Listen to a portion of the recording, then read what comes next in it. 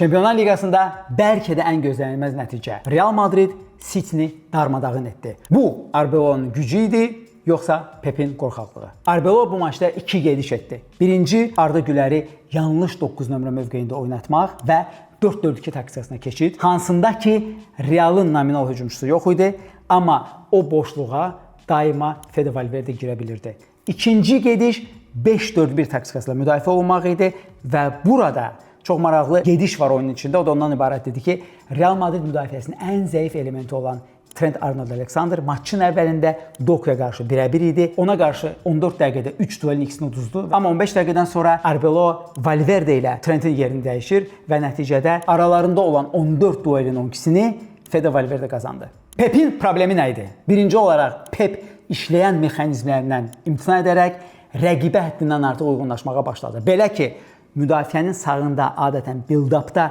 cinah genişliyini verən Nunez'in yerinə Xusanov çıxdı ki, bu da onun Vinicius'dan nə qədər ehtiyat etdiyini göstərdi. Həm də City'nin potensial sağ cinah yüklənməsini sıfırladı.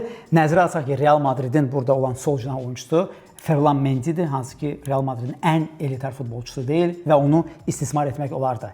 İkinci, City'nin həddindən artıq hücuma meyilli bir formasiyası. Belə ki, adətən komanda double pivotla oynayır, amma bu maçda komandanın stavkası mərkəzdə ancaq Rodri idi.